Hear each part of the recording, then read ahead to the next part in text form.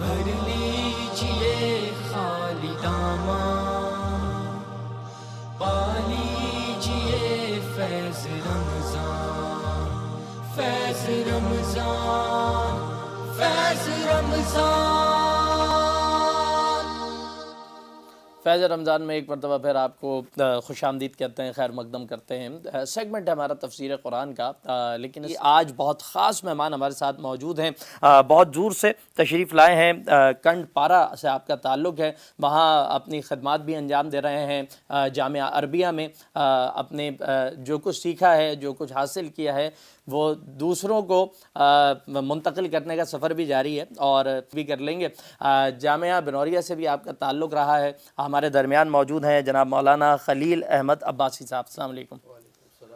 خیریت سے مولانا؟ الحمدللہ الحمدللہ۔ ذرا یہ بتا دیجئے جی، یہ آپ کا جو علاقہ ہے، جو شہر ہے، جو تحصیل ہے، یہ کیا ہے؟ ساتھ جامعہ بنوری سے فراغت ہے۔ جی، کنڈیارو ہمارا علاقہ کنڈیارو ہے، ضلع نوشہر و فیروز میں آتا ہے۔ ایک دینی ادارہ ہے، مدرسہ عربیہ دارالقرآن، اور غالباً ہم 1990 میں میرے والد صاحب یہاں آئے تھے۔ جی، الحمدللہ سب سے جو اچھی بات ہمارے لیے یہ ہوئی کہ میرے 4 بھائی اور 6 بہنیں یہاں الحمدللہ سب نے گریجویشن یہاں سے کیا، ماسٹرز یہاں سے کیا، اور سب سے میں یہ سمجھتا ہوں ہم پر احسان ہوا اللہ کا کہ مفتی نعیم صاحب کی زیر سایہ ہم رہے۔ سب سے بہترین بات یہ ہوئی کہ ہمارے ہاں چونکہ جیسے میں نے بتایا کنڈیارو سے تعلق ہے، تو لڑکیوں کو اسکول جانے کی اجازت نہیں ہوا کرتی تھی، تو والد صاحب اس حوالے سے ذرا پریشان تھے کہ کیا ہوگا۔ تو الحمدللہ میری تمام ہمشیرات نے 6 کی 6 نے جامعہ بنوریہ العالمیہ کا جو بنات کا مدرسہ ہے وہاں سے ماسٹرز کیا، اچھے نمبروں میں کیا، اور 3-4 نے جو ہے وہ ملکی سطح پر پوزیشنیں بھی دی وفاق المدارس العربیہ البکستان میں۔ تو اس لیے میں سمجھتا ہوں اللہ تبارک و تعالیٰ کا بڑا کرم ہے ہم پر کہ اللہ تبارک و تعالیٰ نے جامعہ بنوریہ کے ساتھ نسبت عطا کی، اور جامعہ بنوریہ کی وجہ سے آج ہم اس مقام پر ہیں۔ میرے بہن بھائی اور میرے والد کو اللہ جنت نصیب کرے۔ 2012 میں ان کا انتقال ہوا، تو جامعہ بنوریہ کے حوالے سے جس قدر میں اللہ کا شکر ادا کروں اور اس کی انتظامیہ کا شکر ادا کروں وہ کم ہے۔ الحمدللہ الحمدللہ۔ جس طرح فیملی ڈاکٹر ہوتے ہیں اس طرح بنوریہ آپ کا فیملی انسٹیٹیوشن ہے، جی ماشاء بالکل اللہ۔ ایسے ہی ہے۔ اور یہ بھی ہم ناظرین کو بتاتے چلیں کہ حضرت کے والد محترم بھی جامعہ کے بہت قدیم استادوں میں سے ہیں، اور آپ نے بڑی خدمات یہاں پر انجام دیے ہیں۔ ہم دعا کرتے ہیں اللہ تعالیٰ ان کی تمام جو حسنات ہیں، جو کام ہیں، جو خدمات ہیں، انہیں اپنی بارگاہ میں قبول فرمائے اور اپنی رحمتوں کے سائے تلے انہیں رکھے، آپ تمام کو رکھے۔ حضرت درس حدیث کا یہ ہمارا سیگمنٹ ہوتا ہے، اور کوشش یہ ہوتی ہے کہ نبی اکرم صلی اللہ علیہ وسلم کے ارشاد کو، اس کا ترجمہ اور پھر تفسیر کے کیا کیا پہلو اس میں پوشیدہ ہیں وہ ذرا خوبصورتی کے ساتھ، حسن کے ساتھ، تفصیل کے ساتھ وہ بیان کیے جائیں، تاکہ بات ٹھیک انداز میں سمجھ میں آ جائے اور پھر لوگ انشاءاللہ عمل کی طرف بھی پڑھتے ہیں۔ تو بیان کیجیے گا کہ کون سی حدیث سنا رہے ہیں ہمیں؟ مہربانی، بہت شکریہ، اللہ آپ کو جزائے خیر دے۔ آمین۔ معاملہ یوں ہے کہ جیسے کہ آپ نے ابھی تھوڑی دیر پہلے ذکر فرمایا کہ آج یوم علی ہے، جی تو حضرت علی کرم اللہ وجہ، حضرت علی رضی اللہ عنہ کے متعلق 1-2 احادیث میرے ذہن میں آ رہی تھی، ضرور۔ اور دوسرا قرابت داری کے حوالے سے بھی آپ نے رسول اللہ صلی اللہ علیہ وسلم کے ساتھ جو حضرت علی کا تعلق ہے، جس طرح آپ نے فرمایا کہ چچا زاد بھائی بھی ہیں، رسول اللہ صلی اللہ علیہ وسلم کے داماد بھی ہیں، تو قریبی رشتہ اس سے بڑھ کر کسی صحابی کو حاصل نہیں ہوا رسول اللہ صلی اللہ علیہ وسلم، بے شک نہیں ہوا۔ تو رسول اللہ صلی اللہ علیہ وسلم کی نسبت حضرت علی سے جو ہے وہ مقام کسی اور کو حاصل ہونا ممکن نہیں۔ تو حضرت علی کے متعلق ایک حدیث ہے، میں نے کہا وہ آپ کی گوش گزار کر دی جائے۔ رسول اللہ صلی اللہ علیہ وسلم جب مدینہ تشریف لائے تو رسول اللہ صلی اللہ علیہ وسلم مواخات یعنی بھائی بنایا انصار اور صحابی کو آپس میں، کیونکہ معاشرے کی ضرورت لوگ تھے، ان کے ساتھ مواخات بھائی چارہ قائم کیا جائے تاکہ ان کی نسبت جو ہے وہ معاشرہ آگے چل سکے۔ تو تمام لوگوں کو رسول اللہ صلی اللہ علیہ وسلم نے انصار اور مہاجرین کے درمیان مواخات قائم کر دی۔ حضرت علی کو کسی کے ساتھ بھائی نہیں بنایا، تو حضرت علی رسول اللہ صلی اللہ علیہ وسلم کے پاس آئے بڑے فکر مند کہ یا رسول اللہ آپ نے سب کے بھائی بنا دیے، میرا کوئی بھائی نہیں ہے۔ تو رسول اللہ صلی اللہ علیہ وسلم نے ارشاد فرمایا کہ علی تم میرے بھائی ہو اور میں تمہارا بھائی ہوں۔ تو یہ شان ہے حضرت علی رضی اللہ تعالیٰ عنہ کی، اور بہت سے واقعات ایسے ہمیں ملتے ہیں کہ حضرت علی رضی اللہ تعالیٰ عنہ کی شان تک کوئی صحابی نہیں پہنچ پایا۔ ایک مرتبہ غزوہ تبوک میں رسول اللہ صلی اللہ علیہ وسلم لشکر کے ساتھ نکلے۔ آپ کو معلوم ہوگا کہ غزوہ تبوک ایک عجیب و غریب قسم کا غزوہ تھا جس میں رسول اللہ صلی اللہ علیہ وسلم نے بڑے اعلانات کروائے کہ بھائی جانا ہے، سب نے جانا ہے، ضروری جانا ہے۔ اس کے لیے رسول اللہ صلی اللہ علیہ وسلم نے بڑی تیاری کی تھی، سب کو لے کے نکلے۔ رسول اللہ صلی اللہ علیہ وسلم نے ذمہ داری لگائی حضرت علی کی کہ آپ نے ہمارے پیچھے مدینہ طیبہ میں رہنا ہے، یعنی حضرت علی کو لشکر میں نہیں لے جایا گیا۔ تو حضرت علی بڑے بہادر ہیں، جری ہیں، جس طرح ہم سب پڑھتے ہیں، آپ نے سنا ہوگا اسد اللہ و اسد رسولہ کا لقب ہے حضرت علی رضی اللہ تعالیٰ عنہ کو۔ تو حضرت علی بڑے فکر مند ہوئے کہ مجھے کیوں نہیں لے جایا جا رہا۔ پھر جیسا کہ آپ نے تھوڑی دیر پہلے بھی بات کی کہ ہر معاشرے میں بعض لوگ شرارت پسند ہوتے ہیں، تو بعض شرارت پسندوں نے یہ افواہ بھی اڑائی، یا رسول اللہ مجھ سے کوئی خطا ہوئی کہ آپ مجھے اتنے بڑے معرکے میں نہیں لے جا رہے جس کے لیے آپ نے اتنی ساری تیاری کی؟ کیونکہ آپ نے پڑھا ہوگا تاریخ میں، سیرت میں، کہ غزوہ تبوک سے زیادہ کسی غزوے کی تیاری نہیں کی، کیونکہ اس سے پہلے رسول اللہ صلی اللہ علیہ وسلم عام طور پر بتایا ہی نہیں کرتے تھے کس طرف جانا ہے، لیکن اس غزوے میں پہلے سے بتا دیا کہ بھائی دور کا سفر ہے، تیاری کرو، پھر چندہ کیا۔ تو رسول اللہ حضرت علی کو شوق تھا، بہادر آدمی کو ویسے ہی شوق ہوتا ہے کہ دشمن کے ساتھ لڑے، اور جتنے سخت دشمن کے ساتھ لڑائی ہو بہادر آدمی اس سے زیادہ خوش ہوتا۔ تو حضرت علی بھی ذرا کبیدہ خاطر تھے کہ یہ میرے ساتھ کیا ہو رہا ہے، تو دوڑے رسول اللہ صلی اللہ علیہ وسلم کے پاس ہے۔ پھر وہ باتیں جو مدینہ میں چل رہی تھی کہ کسی وجہ سے چھوڑا جا رہا، تو حضرت علی نے رسول اللہ صلی اللہ علیہ وسلم سے عرض کیا، یا رسول اللہ مجھے آپ عورتوں اور بچوں میں چھوڑے جا رہے ہیں، میں اتنا بہادر ہوں، میں چاہتا ہوں کہ میں آپ کے ساتھ جاؤں، اور روایات میں میرے دل میں یہ بات ہے کہ مجھے بھی لے جایا جائے۔ تو رسول اللہ صلی اللہ علیہ وسلم نے حضرت علی سے کہا کہ کیا تم اس بات پہ خوش نہیں ہو کہ تمہاری نسبت میرے ساتھ وہی ہو جو حضرت ہارون کی موسیٰ علیہ السلام کے ساتھ؟ فرق یہ ہے کہ میرے بعد نبوت کا سلسلہ نہیں، باقی تمہاری حیثیت وہی ہے کہ تم میرے بھائی ہو۔ تو حضرت علی رضی اللہ تعالیٰ چونکہ یوم علی بھی ہے تو میں ضروری سمجھا کہ ایک تو قرابت داری کو بھی ذکر کیا جائے، اور میرے ذہن میں یہ تھا کہ اصل جو قرابت داری ہے جس کا سبق رسول اللہ صلی اللہ علیہ وسلم نے ہمیں دیا کہ سب سے زیادہ صلہ رحمی، قرابت داری، سب سے زیادہ ثواب، نیک کام وہی ہے جو ہم اپنے قریبی رشتہ داروں کے ساتھ اچھا تعلق رکھیں۔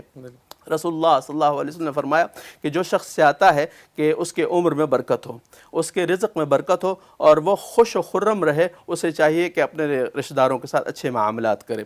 تو اصل سبق یہ ہے ہمیں ملتا ہے کہ جس طرح رسول اللہ صلی اللہ علیہ وسلم نے حضرت علی کو تسلی کے لیے یہ لفظ اختیار فرمایا کہ تم میرے بھائی ہو، جس طرح ہارون موسیٰ کے بھائی تھے تم میرے بھائی ہو، تو انسان جس طرح رسول اللہ صلی اللہ علیہ وسلم نے فرمایا کہ جو شخص اچھی زندگی گزارنا چاہتا ہے اور یہ چاہتا ہے کہ میرے رزق میں برکت ہو، تو وہ اپنے قریبی رشتہ داروں کے ساتھ اچھے معاملات کریں۔ رمضان مبارک ہے، رمضان مبارک میں ہر شخص چاہتا ہے کہ میں صدقہ، خیرات اور عطیات کروں، تحائف دوں اور مسلمانوں کے کام آؤں، تو سب سے پہلے انسان کو چاہیے کہ اپنے قریبی رشتہ داروں سے آغاز کرے۔ رسول اللہ صلی اللہ علیہ وسلم نے فرمایا کہ تم اپنے رشتہ داروں کو خرچ کرو، اپنے رشتہ داروں پر خرچ کرو، اس سے تمہارے مال میں وسعت ہوگی۔ ایک جو میری توقیر کرتا ہے، جو مجھے ملاتا ہے تو اس کو ملانا، جو مجھے کاٹ لے یعنی ترک تعلق کر لے تو اس کا بھی قصہ جو ہے وہ رشتہ داروں میں پھر سب سے زیادہ حق جو ہے وہ ماں باپ کا ہے۔ اس سے زیادہ حق کسی کا نہیں ہے کہ آپ اپنا مال اپنے والدین پر خرچ کریں۔ اس کے بعد جو ہے والد کے رشتہ دار، اور والد کے رشتہ دار ہو یا والدہ کے رشتہ دار۔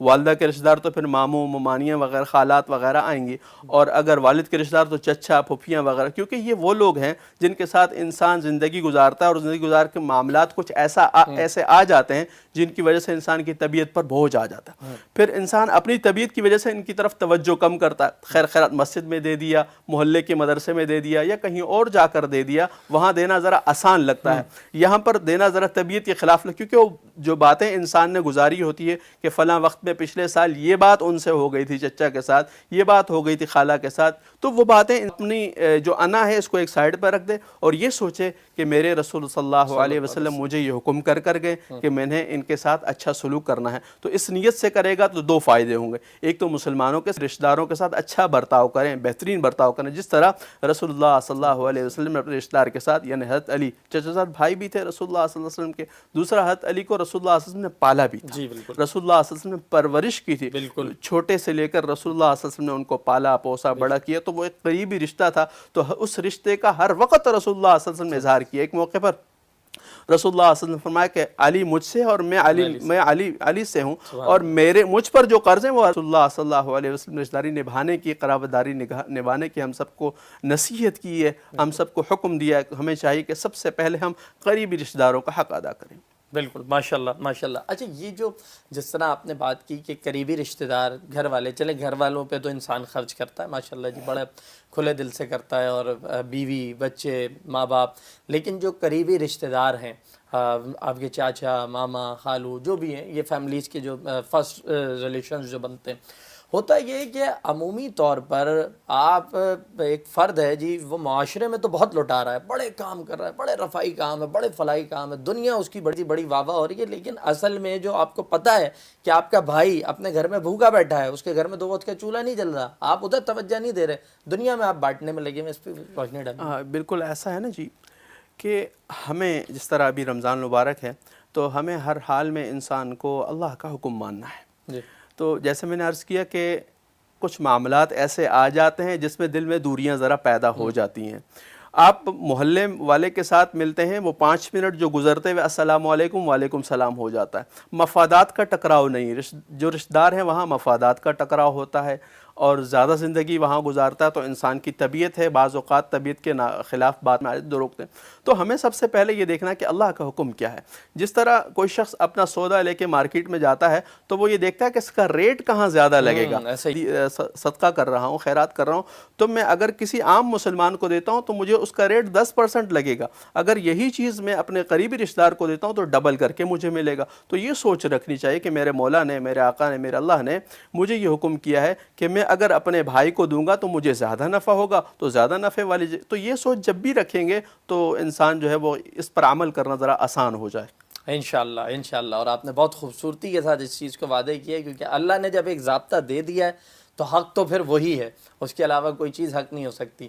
یہ بھی بیان کر دیجیے گا کہ ایک طرف آپ سب چیزیں ہیں اللہ نے آپ کو دیا بھی ہے، لیکن آپ انا والی جو بات آتی ہے نا کہ آپ نے 4 رشتہ دار لیے، 4 میں سے 3 کو تو آپ نے بہت اچھے جی، بڑی خوبصورت ساری چیزیں ہو گئی، ایک کے ساتھ آپ کا کوئی چیز درپیش تھی. اس طرح آپ نے کہا نا مفادات کا ٹکراؤ ہوا ہے، کیا جا رہا ہے. بے شک جی، وہی بات ہے کہ ہماری تعلیمات یہ ہے، کیونکہ ہم یہ سمجھتے ہیں اللہ تبارک و تعالیٰ کی صفت ہے انہ علیم بذات الصدور، کہ وہ دلوں کے حال کو جانتا ہے.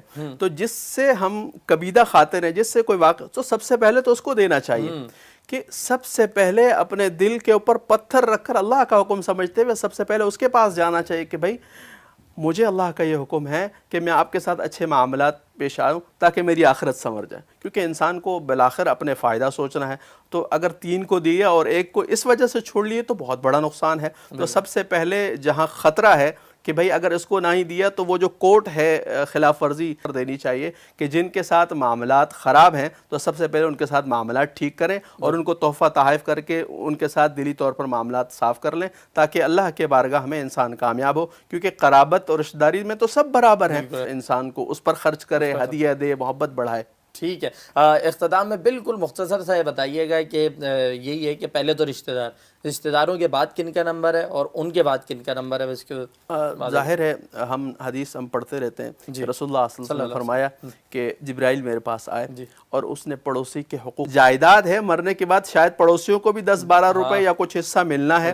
تو معلوم یہ ہوا کہ رشتہ داروں کے بعد جو سب سے زیادہ حق ہے وہ آپ کے پڑوسی کا ہے. جو آپ کے پڑوسی، جن کے ساتھ آپ کا دیوار کا رشتہ ہے، جن کے ساتھ آپ کے راستے کا رشتہ ہے، علاقے کا رشتہ ہے. تو سب، جس طرح ہم زکوٰۃ کے اوپر بھی اکثر بات کرتے ہیں کہ زکوٰۃ کے اندر سب سے پہلے اہل، اور پھر جو اہل علاقہ میں کبھی مسلمان بھی ہوتے ہیں اور کبھی غیر مسلم بھی ہوتے ہیں، تو دونوں کو دیا جا سکتا ہے. زکوٰۃ نہیں دی جا سکتی، باقی خیر خیرات جو ان کے ساتھ رشتہ ہے انسانیت کے اعتبار سے ان پر خرچ کیا جا سکتا ہے. ٹھیک ہے جی، بہت شکریہ مولانا خلیل احمد عباسی صاحب، آپ کنڈیاروں سے تشریف ہے، ہمیں وقت بھی دیا اور بہت خوبصورتی کے ساتھ حضرت علی کے متعلق بھی آپ نے گفتگو کی. اور یہ ایک بہت اہم مدعا اور نقطہ کہ کس کا حق ہے آپ کے مال پر اگر آپ خرچ کر رہے ہیں، سب سے پہلے اس کی آپ نے وضاحت فرمائی. بہت شکریہ. احادیث کا سیگمنٹ اپنے اختتام کو پہنچتا ہے. انشاءاللہ بریک کے بعد جب واپس آئیں گے تو ہمارے ساتھ مہمان کون ہوں گے؟ جناب ہمارے ساتھ مہمان ہوں گے آن لائن، اور آپ کا تعلق ہے امریکہ سے، ان سے ہوں گی بہت ساری باتیں. تو کہیں مت جائیے گا، بریک کے بعد ملتے ہیں.